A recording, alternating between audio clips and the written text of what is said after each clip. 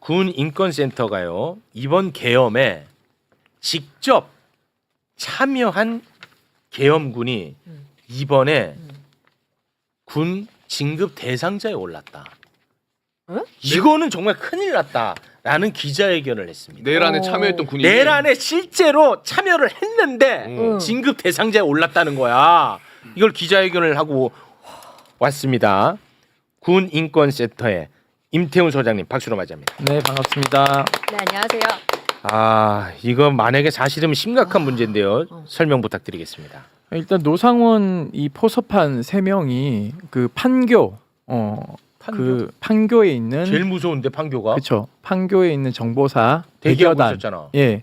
여기에 직접적으로 참여했던 그리고 사전에 모의했던 네, 소령 3명을 네, 중령으로 진급을 시켰어요. 저희가 1차, 2차 기자회견 했는데 네, 명단을 계속 이제 뒤지다 보니까 네. 정보사에서 이 판교 구테타 그러니까 내란에 직접적으로 중앙선관위 들어가서 직원들 체포하고 비원 벙커로 압송해서 고문하려고 했던 네. 그 직접적 행동을 한 3명을 진급시켰다는 것을 저희가 확인을 했고요. 아, 제보가 그리고 들어와서. 아니 이 사람들 이름 확실한 거죠? 네네네. 다 확인을 하신 네, 거죠? 확인했습니다. 직접적으로 행동을 네. 한 사람이라고? 응. 심지어 계엄이 일어나기 전 2024년 11월 17일 노상원과 문상호, 김봉규라는 대령이 안산 상록수역의 롯데리아 아니고 인근에 위치한 투썸 플레이스에서 대면해서 이 자리에서 노상원이 지시한 인원을 선발하는 과정들을 거칩니다. 그래서 노상원은 김봉규에게 서류를 전달하고 조만간 상황이 생길 것이다 라고 말해주면서 서류에는 중앙선거관리위원회 직원 30명의 명단과 부서 그리고 김봉규, 정성욱 이 사람들은 정보사 대령들입니다. 네네. 기소됐고요. 수행해야 할 계엄 선포 시 할 일이라는 임무와 수행 방안이 명시되어 있는 것들을 서로 나눠 가졌어요. 그러니까 받은 사람 이름이 뭐라고요? 이 받은 사람이 지금 현재 3명인데요. 박재규, 권혁기, 이용호, 소령입니다. 아, 이자들이 그거를 다 받았던 사람이에요? 네네네. 아, 그래서 그럼 사전에 다 준비를 했던 사람들이네. 네, 그렇습니다. 그래서 이런 것들을 사전에 모의를 했어요. 그래서 2024년 11월 19일 문상호는 김봉규와 정성욱에게 저희가 오늘 고발을 했습니다. 내란 특검에 이 3명을. 아, 네. 네, 피고발인 권혁기 그리고 이용호를 포함한 최종 포섭 요원 명단을 보고 받았고 박재규 소령을 포함한 육사 3인방은 최종 섭외된 인원들에게 전화 접촉 등을 진행하면서 진급 등의 보상을 약속하고 소속팀과 동료에게 절대 이를 발설하지 않도록 지속적으로 협조 의사를 확인하고 관계 유지를 합니다. 왜냐하면 정보사가 핵심적으로 이 중앙선관위를 타겟팅해서 뭐 노태악 중앙선거관리위원장이라던가 네. 중앙선관위 직원들을 납치해서 네. 비원 벙커로 끄집고 가려고 그렇습니다. 했으니까 네. 여기에 이제 블랙 요원들 이런 사람들까지 다 이제 포섭해가지고 대기를 하고 있었던 것이죠. 아니 그 이 소장님 근데 이거 되게 좀 큰 뉴스입니다. 네. 지금 다루지 않아서 그런 거지. 네. 제가 볼 때는 굉장히 엄중한 뉴스입니다. 네네네. 그래서 다시 한번 확인하는 겁니다. 아까 이름을 좀 올려주십시오. 권혁기, 박재규, 이용호. 네. 이 사람들 확실하게 확인을 하신 거죠? 네, 확인했습니다. 혹시 이것과 관련해서 국방부와 어떤 뭐 질의 응답이 있었나요? 국방부는요. 저희가 1차, 2차 때도 이미 수사 2단에 포함된 사람들이 있고 드론을 날렸던 곳에 그 북한 드론 날린 그 부대의 장교도 승진했다는 걸 문제 제기했으나 네. 사실은 일고의 가치도 없다는 식으로 이렇게 무시 전략을 일관하고 있습니다. 지금 안규백 장관이 지휘하는 국방부가요? 네네. 와. 아니 이거를 우리가 어떻게 받아들여야 아니 되지? 적권 교체가 뭐예요? 아니 그러니까 이거는 예를 들어 소령에서 중령으로 올라가는 걸 국방부 장관이 다 챙기진 않아요. 물론 그렇죠. 그러나 인사 지침이라는 게 있습니다. 네. 그러니까 적어도 내란에 가담한 사람에게는 그걸 뺐답니다. 그러니까 인사 지침에 이렇게 되어 있어요. 인사 지침에서 12.3 내란이라고도 안 하고 12.3 사태는 고려 대상이 아니다. 아니라고. 왜요? 그러니까 그걸 그러니까 모르겠어요. 윤석열 정권 투예요? 블라인드 이제 평가를 하는데 12.3 내란에 가담한 것도 블라인드인 거죠. 아니 그러니까 지금 군의 자원을 평가하는 데서 가장 중요한 게 12월 3일에 내란 그게 사태예요. 핵심이죠. 내란 사태 때 뭘 그렇죠. 했고 이 사람들이 정말 자기 진급을 위해서 국민을 죽일 수도 있었던 일로 나서냐 마냐 하는 절체절명의 상황이 맞습니다. 인사에서 빠지면 뭐로 평가합니까? 출신이요? 육사냐 아니냐? 이거 안규백 장관 다시 봐야 되겠는데요. 와. 근데 이거는 이건 이게 만약 용납이 안 사실이면 되는데? 이건 너무 큰 뉴스야 지금. 그리고요 이게 이분들하고도 롯데리아에서도 만나요. 12월 1일 날 노상원, 문상호, 김봉규, 정성욱은 경기도 안산시 상록수역의 롯데리아에서 만나가지고 노상원은 선발된 인원에 대한 최종 점검과 더불어 계엄 선포 후 중앙선거관리위원회에 투입될 체포팀의 동선과 임무를 상세히 설명했다라는 게 나옵니다. 그래서 12월 3일 날 비상계엄 선포 약 6시간 전인 오후 4시 30분에 문상호는 김봉규와 정성욱에 전화를 걸어서 오늘 상황이 있을 수 있으니 대기해라. 편성한 인원을 소집하라. 라는 지시를 내렸고 저녁 7시 30분경에 선발된 요원들을 경기도 판교에 위치한 백여단 본부 대회실로 소집을 시킵니다. 밤 9시 30분에 모든 요원들에 대한 소집이 완료된 후에 문상호는 밤 10시에 중대 보도가 있으니 각자 방송을 보고 다시 집합하라고 지시를 하고 계엄 선포를 위한 대통령 담화 방송이 종료된 후에 문상호가 1층 대회의실에 소집된 요원들에게 방송을 다 봤을 것이다. 장관님 지시로 우리는 중앙선관위에 간다. 장관님 명령이니 군인으로서 따라야 한다라고 말하면서 문상호 말이 끝나자마자 요원들이 각각 김봉규 팀, 정성욱 팀 2개로 나뉘어서 편성해서 이들이 부여받은 임무는 2024년 12월 4일 오전 6시 30분부터 출근하는 중앙선관위 직원들을 순차적으로 체포해서 수방사 비원 벙커로 이송해서 신문하는 것을 각각 다 지시를 한 것입니다. 네, 다시 자 그러면 제가 정리를 좀 하겠습니다. 자 이번에 그 진급 대상자 3명 이름 다시 좀 올려주시겠습니다. 네.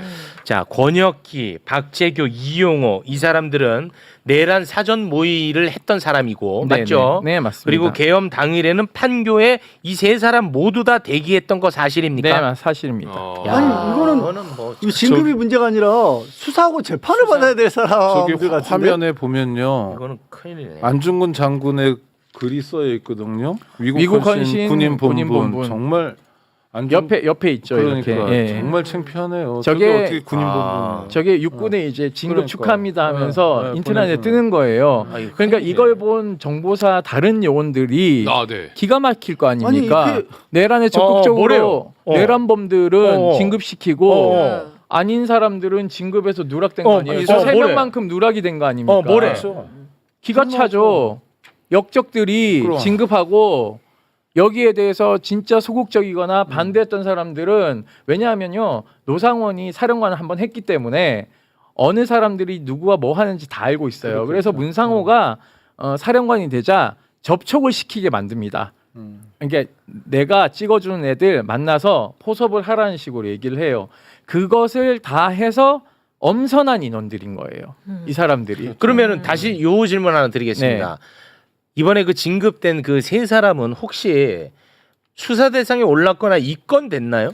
그게 왜 깜깜이냐면요. 네. 우리 지기현 재판장님 여기서 등장하는데요. 네. 이분이 정보사 요원들에 대한 증인 신문할 때 비공개했지 않습니까? 네. 저희가 모르는 거예요. 아하. 이 사람들이 나와서 누가 무슨 진술을 했는지 아, 지금 알려진 게 저희가 없어. 알려진 게 없습니다. 아, 그래요. 아. 그러니까 지기현 재판부가 비공개한 것은 정보사를 저는 감싸기 위한 것이다. 와. 그리고 내란 특검도 도대체 뭘 하고 있는지를 모르겠어요. 이 범죄 사실을 몰랐다면 네. 조은석 특검은 비난받아야 되는 거죠. 그럼 이게 지금 입건이 됐는지 안 됐는지는 확인이 안 되고 있는 확인이 상황이군요. 안 되고 있는 건데 지금 이 건이 안 됐겠죠. 왜냐하면 정성욱 등등에 대한 기소된 게 9월 25일 날 첫 재판을 합니다. 아 그때가 첫 재판이에요. 예, 그러니까 이 밑에는 누구죠? 심우정이 싹둑 잘라먹은 그 흔적이 보이는 거죠. 그러니까 이걸 연결시켜서 더 확대해서 수사해야 되는데 뽑기에 보시면 아시겠지만은 지금 외환죄 외에는 군대 관련해서는 수사가 진행된 게 없습니다. 경찰도 그래요. 딱 네. 멈췄어요. 그 박현수도 지금 저희가 57명 고발해가지고 피해자로 입건만 됐지 뭐 압수수색 한번 하고는 땡인 상황입니다. 그래서 이 사람들에 대한 범죄에 대한 구체적인 행위들은 저희가 나열해서 다 이제 고발을 한 상태입니다. 그리고 하나만 더 말씀드리면 아니, 혹시 이 보도 자료를 좀 다른 언론사에 좀 보내 보셨어요? 오늘 기자회견 했습니다. 기자회견 안 보니까. 내가 미쳐요 요즘. 아니 좀 보내요 이런 거 보내긴 좀. 하죠. 보내긴 다 하는데 보내는데 보도를 해주냐 많이 하는 거. 아니 이거 중요한 건데 왜 빨리 해야지 알려야지. 잘 안 봐요. 다 특검으로 팔려가가지고 다 안 보고 있고요. 저는 걱정이 되는 게 이런 겁니다. 지금 뭐 아까 이제 내란 재판부 전담 재판부 얘기하셨는데요. 지금 어느 정도 심각하냐면요. 특검 3특검이 통신영장, 압수영장 신청하면요. 통으로 기각되는 사례들이 굉장히 많습니다. 그러니까 예를 들면 통신영장에 대해서는 칼질을 하기 시작하고 예를 들어 심우정 검찰총장 압수수색 당하지 않았습니까? 최상병 특검이 압수수색했어요. 네. 그런데 자택에 대한 압수수색 영장은 칼질해서 안 나옵니다. 핸드폰만 나와요. 그러니까 거기 있는 파견된 경찰들이 집 밖에 대기하고 있다가 심우정 나오면서 핸드폰을 압수하는 총극이 벌어지는 거예요. 그럼 집에다가 증거를 인멸해두면 찾을 수가 없어요. 그러니까 영장 전담 재판부 판사들이 네. 특검의 수사를 거의 방해하고 있습니다. 이게 이렇게 된 지가 오래됐고요. 뭐 의원실이 자료 요청을 해봐야 되겠지만 제가 들은 얘기에 따르면 압수수색 영장을 기각하는 확률이 50%가 넘어가고 있다고 합니다. 오히려 초기 수사에서 잘 나오다가 왜냐하면 증거가 확보되면 그 다음부터는 잘 나와야 되잖아요. 범죄 연결성이 드러나니까요. 네. 그런데 나경원 등등등이 서울중앙지법 앞에서 한번 으쌰으쌰하고 나니까 네네네. 칼질이 시작되더래요. 아니 근데 소장님, 근데 네. 이거는 사실 확인이 된 얘기예요? 이것도 너무 중요한 얘기야. 50%는 말이 안 돼. 말이 안 돼. 왜냐하면요. 이 조심해야 될 것 지금 같은데. 내란 특검이나 김건희 특검이나 최상병 특검이 이게 말하고 싶어도 못하는 겁니다. 왜냐하면 그렇죠. 압수수색 영장은요 더안 나올 범죄 수 있으니까. 기밀이기 때문에 이게 기각됐다고 말을 못하는 겁니다. 그렇잖아요. 이게 내가 이 범죄 혐의가 있어서 이걸 들여다보려고 하는데 기각시켰어요라는 얘기를 못하죠. 왜냐하면 그러면은 자기네 범인은 수사 무능도 있고 또 범죄 증거인멸, 첩보도 나가도 증거인멸이 나가고, 될 수도 네. 있으니까요. 상대가 증거인멸하게 해주고 네. 도망하게 해주고. 그러니까 영장 전담 재판부가요 수사를 방해하고 있는 상황이 된지는 오래됐고 또 하나 미치겠다. 내란 특검은 지금 현재 내란이 일어났어요. 미치겠어. 안에서 검사들이 검찰청 없어진다니까 태업을 하기 시작해서 에? 조은성 말을 안 듣고 있어요. 이건 그렇게 된 지 오래됐습니다. 진짜로? 그러니까 규모가 가장 크니까요. 그 다음에 타격이 김건희 특검입니다. 아니 잠깐만.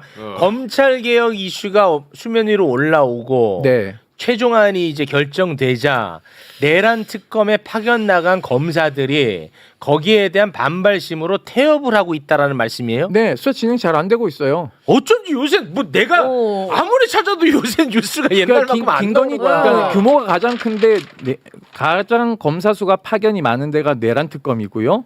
그 다음이 김건희 특검이고 가장 작은 곳이 최상병 특검이에요. 최상병 특검은 검사가 14명 정도밖에 안 돼요. 그러니까 여기는 이명 특검이 진압할 수 있어. 왜냐하면 니네 안 들어? 군검사도 파견돼 있죠. 군사경찰 파견돼 있죠. 경찰이 있죠. 특별수사관 변호사들이 있단 말입니다. 그러니까 14명 니네 수사하지 마라고 해도 진압이 가능한데 김건희 특검, 내란 특검은 진압이 안 됩니다. 왜냐하면 이 인원들을 다 돌려보낼 수가 없는 상황인 거예요.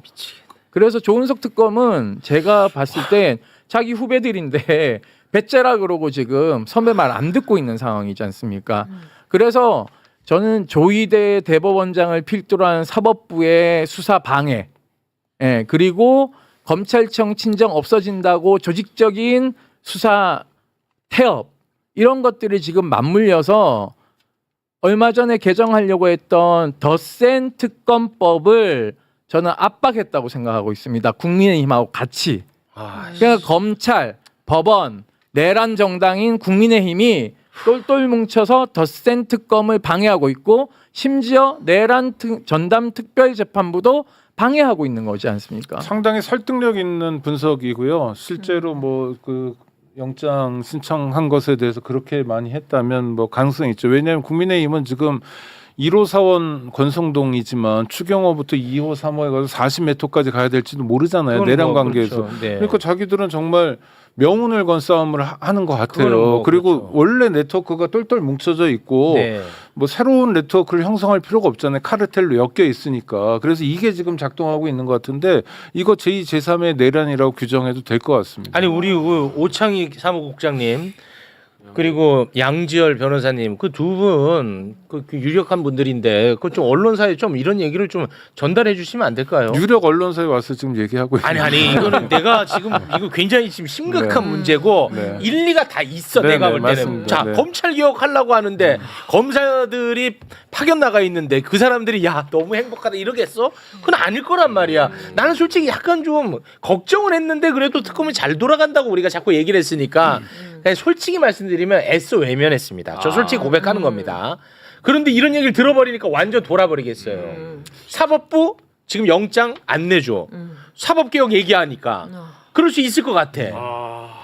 제가 지난번에 말씀드렸잖아요. 계엄령이 선포되면 사법부는 군사법원 업무를 지원해야 돼요. 왜냐하면 모든 재판은 군사법원에서 계엄법을 위반하거나 포고령을 위반하면은 모두 군사법원에 재판받아야 되는데 재판 지원 사무를 보기 위해서 모여서 무슨 얘기했는지 모르시잖아요. 여기 계시는 분들. 모르죠. 대법관들이 무슨 얘기를 했는지 그냥 법원행정처장이 나와서 대법원장께서 이거는 헌법을 위반한 거다 이런 소리는 그거는요 총리도 비슷한 얘기했어요. 자기는 말렸다.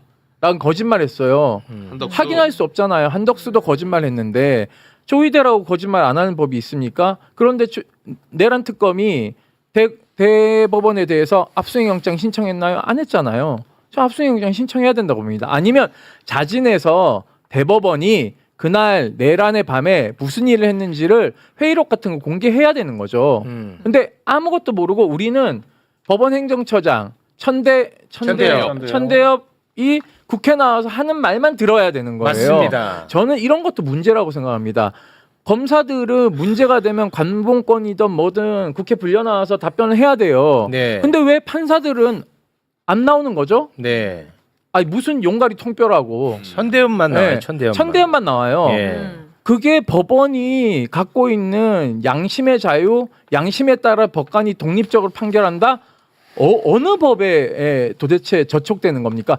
저는 판결 잘못하는 판사들요 다 국회에 끄집고 나와서 다 문제 삼아야 된다고 생각합니다. 그러면 이제 사법부의 독립성이 해해진다라고 생각하는데 그러면은 양심에 따라서 제대로 판결을 해야죠. 근데 법원에 나오는 판결들 보십시오. 국민들이 수긍을 할 수 있나?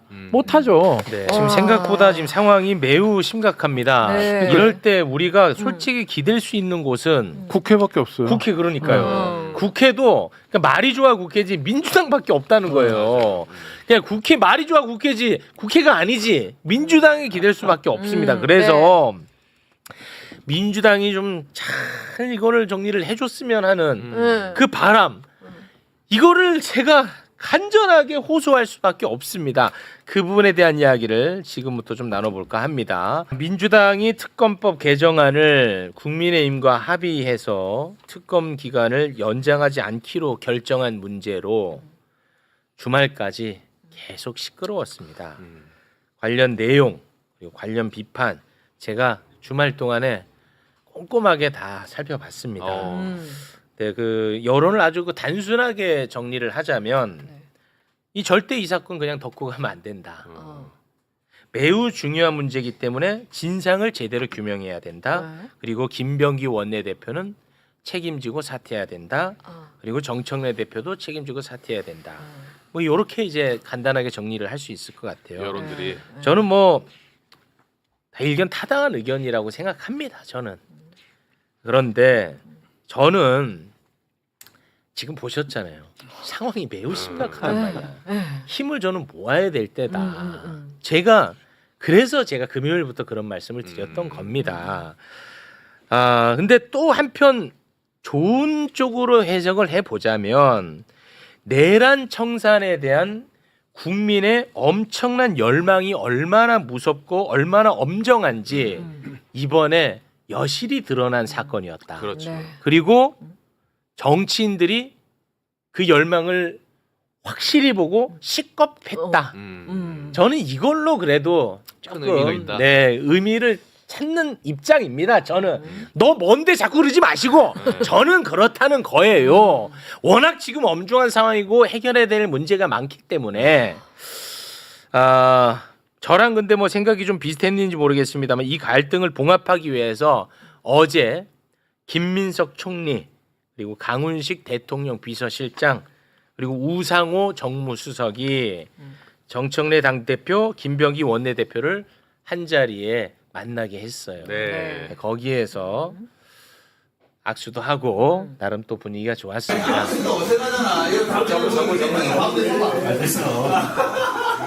가끔 써봐야 되겠다.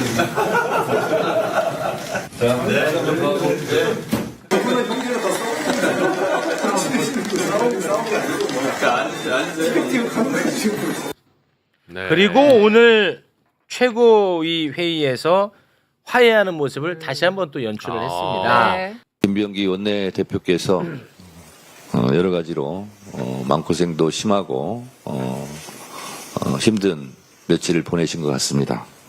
우리 김병기 원내대표님께 위로드리고 더 힘내시라고 네, 여러분 힘내시기 바랍니다. 네. 네. 네. 자, 여기까지 이제 상황을 정리해 드렸으니까 똑똑하신 분들이 한 마디씩 부탁드리겠습니다. 왜 힘든 걸 꼭 저한테 시키세요? 참 힘드네. 남과 다른 평론과 결과를 도출해내야 된다는 압박감을 가지고 있습니다. 어. 결론적으로 말씀드리면요, 네. 비판적으로 네. 민주당은 이제는 뻥축구에 의존하지 말고 빌드업을 잘해라 라는 말씀을 드리려고 합니다. 그리고 두 번째는 원내대표라는 제도에 대해서 고민해봐라 라는 말씀 드리고 싶습니다. 원내대표란 제도 자체. 네네. 그거 어떤 의미인가요? 저는 원내대표 늘 없애자라고 주장했던 사람입니다. 네. 원내대표를 만들어 놓으니까요, 이게 우리 반이라는 반의식이 생기는 거예요.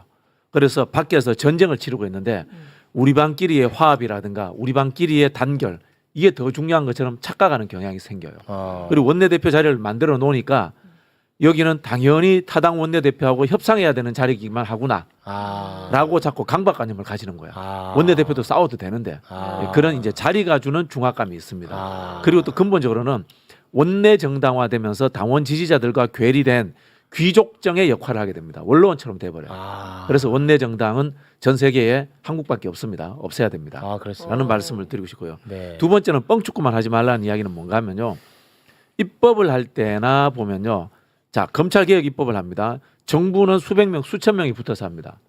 당은 2명, 3명이 앉아서 합니다. 법제사법위원회 전문위원, 연구원회 정책전문위원 2-3명이 앉아서 합니다. 그러면 악마는 디테일이 있다라고 하는 구체적인 부분들을 정확하게 짚어낼 수 있을까요? 쉽지 않습니다. 근데도 아직도 정당은 정당은 조직이지 이렇게 생각하는 경향들이 횡행하고 있습니다. 정책 인력과 정책 전문가들로 당을 싹 바꿔야 된다라는 구조적 혁신을 제가 주문하고 싶습니다. 네. 자, 왜 이런 이야기를 드리느냐? 이번에 이 대표와 원내대표 간의 갈등의 문제는요, 네. 노선 갈등이 아니에요. 누구는 특검을 연장하길 바랬고 누구는 연장하지 않기를 바랬고 이게 아닙니다. 그게 아니고 뭔가 하면은 네. 전달 과정에서의 구체성의 부족이었던 걸로 저는 그렇게 들었습니다. 소통에서 구체성이 부족한 이야기는 옆에서 보좌하고 실무하는 사람들이 구체적으로 A안, B안, C안의 차이점들 정확하게 분석해내지 못하고 그냥 연장이야. 아니면 그냥 기존에 있던 방식으로 30일 플러스 30일 할까. 이렇게 전달하고 지도부도 그렇게 듣고. 근데 결국은 이게 밖으로 나가가지고 언론이라든가 지지자들에게 질타를 받으니까 그때 가서 다시 되돌아봅니다. 그래서 제가 말씀드린 것이 정책 인력이라든가 꼼꼼하게 전략적으로 판단하는 인력들이 많아져야지만이 이런 일들이 재발되지 않는다라는 말씀 드리는 그럼 겁니다. 지금 이 엄중한 사태를 약간 좀 해이하게 바라봤다고 보시는군요. 쉽게 말하면 이겁니다. 저는 보고하지 않았다고 보지 않습니다. 김병기 원내대표 보고했다라고 저는 추론합니다. 보고를 했는데 보고를 정확하게 하지 않았던 거죠. 자, 구체적으로 하지 않았던 구체적으로. 거죠. 그리고 지도부도 보고 받고 판단할 때 구체적인 판단을 하지 않았다고 봅니다. 네. 그런 부분들이 서로에게 소통의 부재가 생기지 않았나라고 생각합니다. 네. 뭐 그러면 취재 결과 그건 사실인 것 같은데 우리는 우리에게 드러난 태도를 보잖아요. 그러니까 저는 이번에 갈등할 때 이를테면 아침에 그 전날 김명기 대표가 이제 송원석 대표랑 발표를 했잖아요. 그리고 저녁에 이제 뒤집어지는 상황이 나오고 아침에 정청래 대표가 국민의 뜻과 다르기 때문에 이거는 내가 지시했다 바꾼다. 네. 거기까지 좋은데 그 다음부터 김병기 원내대표가 보여줬던 태도는 문제가 있는 것 같아요. 왜냐하면 기자들한테 그 기자들은 뭐 국민을 대신해서 그 자리에 앉아 있는 사람들일 수 있는데 뭐 정청래한테 물어봐 정청래 공개 사과하라고 그래 뭐 이랬거든요. 맞습니다. 그러니까 저는 국민들이 그분에게 어떻게 비춰졌길래 그렇게 함부로 얘기하나에 대한 의문이 있어요. 근데 네. 이번에도 뭐 자기들끼리 소통 안 된 것에 대해서 화해하고 단합해서 당정대가 한 목소리 원팀으로 나가는 건 좋은데 네. 그 과정에서 국민에게 준 상처, 오만함 이런 것에 대해서는 왜 언급도 안 하지? 우리는 늘 뒷전인가?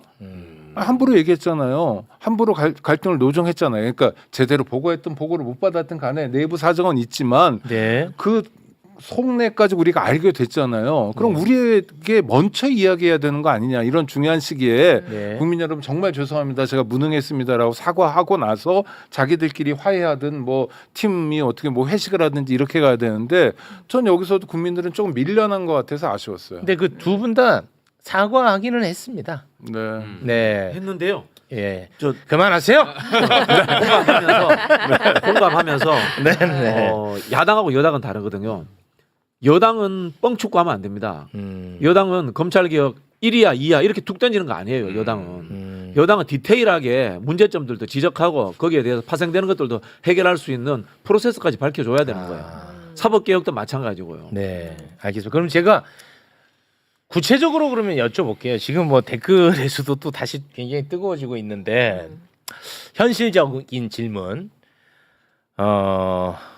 지금도 뭐 계속 뭐 누구 사퇴해라 뭐 이런 글들 올라오는데 그치, 그렇게 단순하게 결론 내리면 안 된다는 그렇게 거예요. 가면 안 여당은. 된다는 거죠? 왜냐하면 국정을 운영해야 되기 때문에. 네. 그러면은 어떻게 가장 아름답게 정리가 돼야 된다고 보십니까? 일단은 두 사람 사이에서의 봉합은 됐습니다. 이 사태에 대한 봉합은 어떻게 해야 된다고 보십니까? 일단은 국민 여론이죠. 국민 여론이 특검 연장을 바라고 있느냐 안 하느냐 이거 당연히 바라고 있잖아요. 그죠? 네. 연장해야 되는 겁니다. 네. 두 번째는 전문가 의견입니다. 여기 전문가 누구예요? 특검이에요. 특검한테 물어봐야죠. 근데 물어봤대요. 근데 물어봐는 과정들을 국민들이 알았습니까? 우리 그 이른바 이 대한 언론이라든가 여론이 알았습니까? 몰랐잖아요. 그렇게 진행하는 스타일의 문제인 거예요. 네. 이재명 대통령이 이런 이야기합니다. 검찰개혁 과정에서 갈등이 생기면은 주제를 무대 위에 올려놓고 충분히 토론하라라고 이야기를 합니다. 네. 근데 우리는 토론의 부족과 아까 말씀드린 뻥축과 일단 센터링 띄우기 바쁜 거야. 1번이냐 2번이냐 공 올릴 테니까 대중들 보고 수고 선택해라 이렇게 해버리니까 요즘 누가 지적합니다마는 일부 우리 뭐 저기 아닙니다. 우리 체육 앵커님이나 김호준 씨 아닌 이상한 사람들이 A냐 B냐 가지고 갈라치기하고 싸움질 하는 거예요. 그런 상황 만드는 거예요. 아니 그러니까 이제 이미 어찌됐든 간에 그 개정안은 통과가 됐으니까 네네. 그래도 지금은 뭐 이 여론이 뜨겁잖아요. 보세요. 지금도 이거를 현실적으로 지금 두 사람은 봉합이 됐다니까. 그런데 아니, 이 뭐 사태에 대한 내란 특검은 봉합. 간단합니다. 끝날 때까지 하는 겁니다. 끝까지 하는 겁니다. 이거는 단 한 명의 의심가는 사람이 남아 있을 때까지라도 그걸 찾아내서 끝까지 해야죠. 왜냐하면 군사 쿠데타예요. 우리 아니, 그러니까. 내란 그러니까 자꾸 잊어버리는데 군사 쿠데타기 때문에 이거는 네네. 단 한 발에 총알이라도 찾아내야죠. 동문서답 아니야? 그러니까 동문서답인데. 동문서답 자꾸 하시네. 아니 왜 동문서답 자꾸 하세요? 네, 우리 저 아니 그러니까 상황은 벌어졌고 화해했다고 그러는데 그렇죠. 그러면 제3의 사태가 생길 수도 있잖아요. 사실은 네. 뭐 금이 갔을 수도 있고 신뢰관계에. 네. 그럼 어떻게 하느냐. 아까 뭐 복귀를 해보면 네. 얘기는 했는데 좀 엉성하게 얘기했고 듣긴 했는데 엉성하게 들었다 하면 네. 그러지 않을 수 있는 구조를 만들어야죠. 아. 그러니까 진짜 중요한 비서진들이 그렇죠? 딱 달라붙어가지고 같이 움직이고 집합적으로 이렇게 좀 자문을 하는 구조를 안정적으로 만들어야 되거든요. 존재하긴 하는데 그게 작동하지 않는 하는 측면이 있다는 거예요. 특히 법률안과 관련해서는 그냥 얼핏 보고 넘어가고 이러지 말고 예를 들어서 그 민주당의 검찰개혁특위라고 있습니다. 민영배 의원이 저 위원장인 특위 여기서 회의할 때 보면 법사위원들 다 들어와라. 그다음에 법무부 들어와라. 그다음에 민주당의 검찰개혁특위 같이 모이자. 이래가지고 3, 4주체가 같이 논의하고 이런 모습들을 보여주거든요. 그러니까 민주당이 자꾸 그런 모습을 확인해야죠. 그래서 우리가 혹시 놓치는 건 없는지 대통령 기자회견에서 얘기했잖아요. 정부조직법 불편하면 6개월 동안 참으면 된다. 내란 극복이 당면 과제다. 그러니까 그게 가장 중요한 우리의 원칙이다. 집권한 이유가 내란 극복에 있다. 국민적 요구다라는 걸 계속 실무적으로 까먹지 않을 수 있도록 당 지도부가 안전장치를 마련하는 게 저는 굉장히 중요하다고 생각합니다. 두 분은 지금 이 사태 수습은 앞으로 잘하는 모습을 보여주면서 수습해라. 네. 이렇게 정리하면 되겠죠. 네. 네. 뭐 그 당연한 거고. 그렇게 정리합니다. 구조적으로 보자면 저 김병기 원내대표 좋아합니다. 김병기 원내대표를 특정해서 하는 이야기는 아닌데 네. 원내대표를 없애야 되고요. 네. 그다음에 그 지금 원내대표를 당장 못 없앤다면은 원내대표를 둘러싸고 있는 원내대표단을 축소시켜야 됩니다. 축소시키고 이 원내대표단이 당의 전략기획위원회라든가 정책위원회하고 일상적으로 공동으로 회의를 해가지고 당과 원내가 다른 결론이 나는 상황들 자체를 없애라 버려야 돼요. 그리고 다른 결론의 회의체를 만들어줄 필요가 없습니다. 네. 알겠습니다. 혹시 우리 양지열 아니요, 저도 뭐 이 상황이 네. 감정적으로 흐르기 쉬운 상황인 건 맞는데 네. 아까 이제 우리 저 군인권센터 소장님도 얘기하셨지만 극복해야 될 일이 너무 많은 상황이라서 좀 심각합니다. 내부에서 여기 빼고 저기 빼고 다 물러나면 누가 해요 지금 상황에서는 그럴 만한 상황은 아니다. 무엇보다도 아까 최경카와 저도 똑같은 생각인데 대통령도 그렇게 지적하죠. 내란과 관련된 부분에 있어서는 타협은 있을 수가 없어요. 그렇습니다. 그거를 정확히 이번에 민주당도 배웠어요. 이번에 식겁했어 네. 다들. 네, 정확히 네. 배웠어야죠. 그거는 그래도 네, 예. 그거 아니 진짜 국민의힘이 느슨해지는 건 저도 이해를 해요. 아이, 그럼요. 왜 사람들이 분노한지도 이해하는 게 국민의힘에서 아니면 법원이 이렇게 나서는 거는 충분히 저자들은 원래 힘을 빼기 위해서 저런 말을 일부러 하는구나 하는데 민주당은 그러면 안 되죠. 네. 절대로 그러면 안 되죠. 앞으로는 이런 일은 없을 가능성이 높다고 봅니다. 아유 이거 한 번 더 있으면요. 식겁했으니까. 아유, 기억하세요?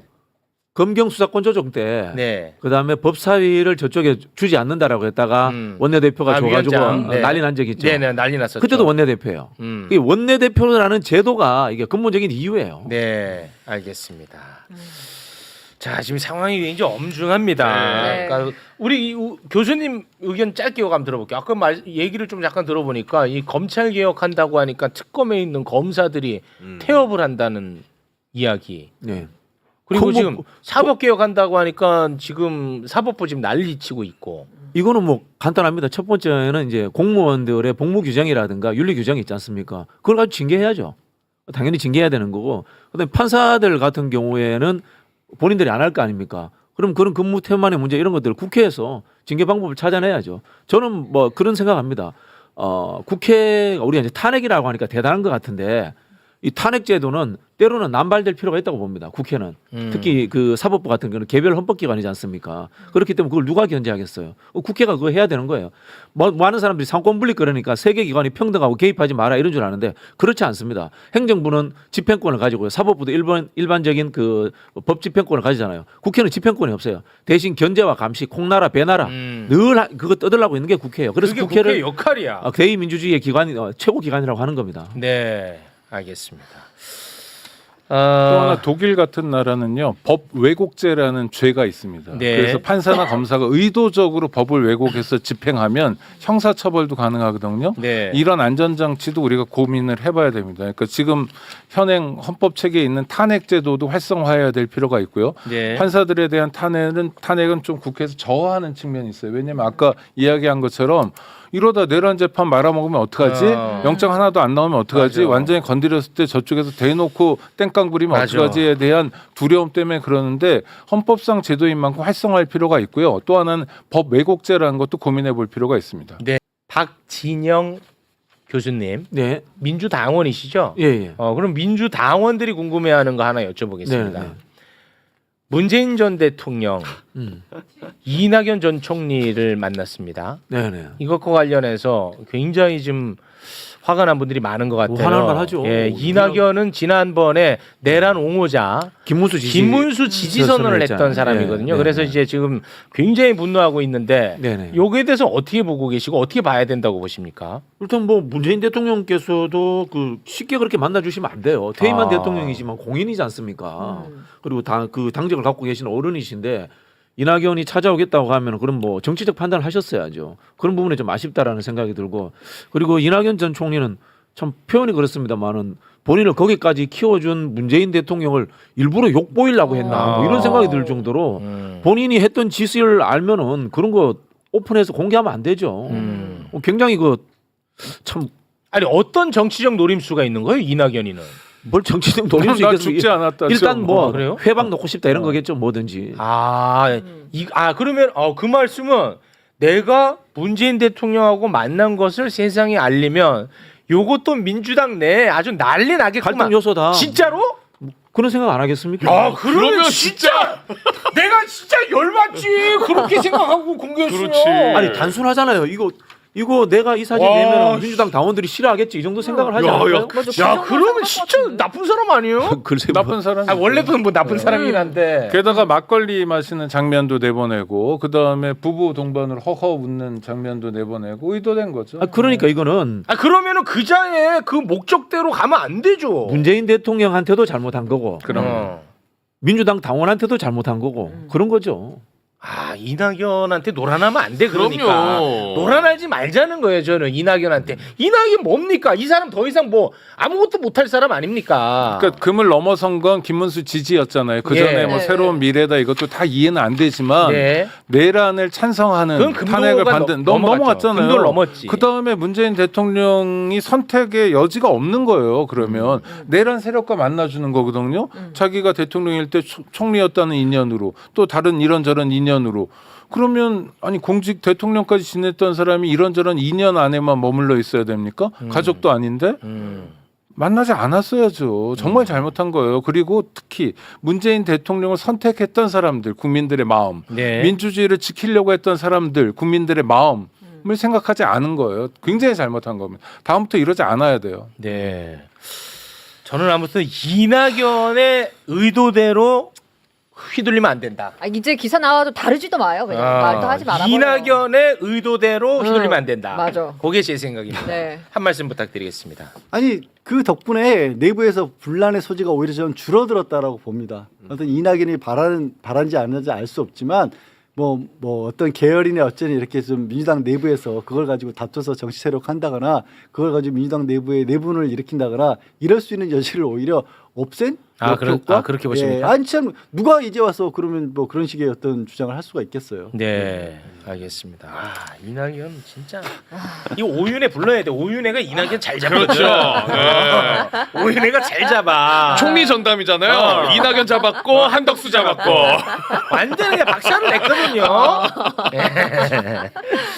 이낙연 이낙연의 노림수대로 가지 않습니다. 네. 다루지도 마요. 이제. 그러니까 이낙연의 노림수대로 가는 게 제일 바보야. 그렇죠. 이낙연의 노림수대로 들어가면 제일 바보다. 그렇죠. 네. 알았지? 네. 너 어디 가갖고 그런 애 있으면은 뭐라고 하라고. 오케이. 알았지? 네. 그럼 못하게 해야 돼. 네, 알겠습니다. 이낙연의 노림수대로 가는 순간 너가 바로 제재하라고. 오케이. 알았지? 예. 알겠습니다.